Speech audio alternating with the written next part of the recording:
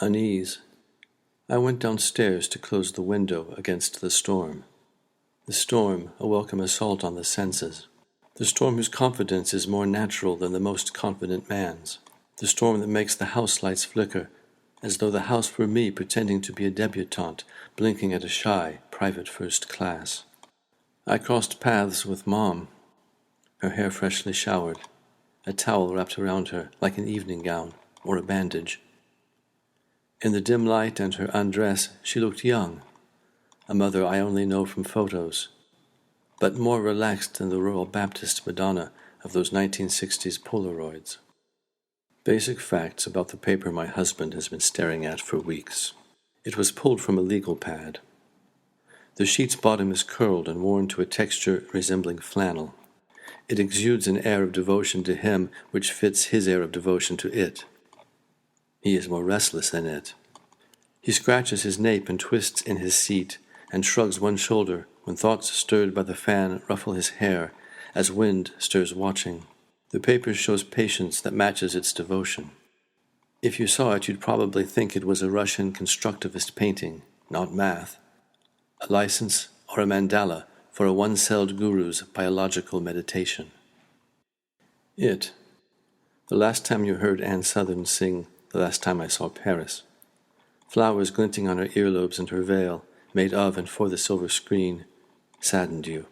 The closest you'll come to the city of lights is the single postcard from a college kid wafting like summer wind through your factory 30 years ago. It was the morning you woke and thought, everyone longs to be the gypsy bride or the rogue who carries her off. It was sitting on the patio, snapping beans. A jet moved silently across the sky, and you absolutely could not say why that silence woke your dormant widowhood. The clever boy at your feet, so clever you couldn't help worrying, suggested it was because in spite of the quiet you knew the jet was roaring. It was reading Huck Finn and laughing helplessly.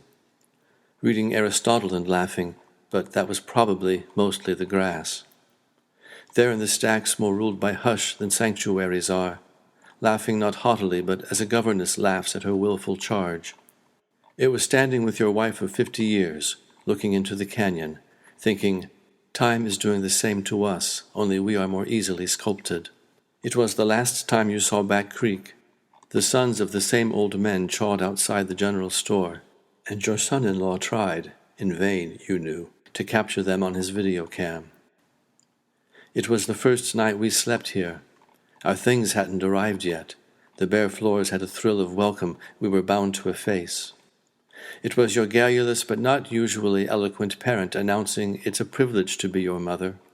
It was the first voice you heard as you recovered from anesthesia, the mourning dove's query, the embarrassed cough, campground dulcimers, an irrepressible bottom smack, air struggling to escape, crepe paper threaded through spokes.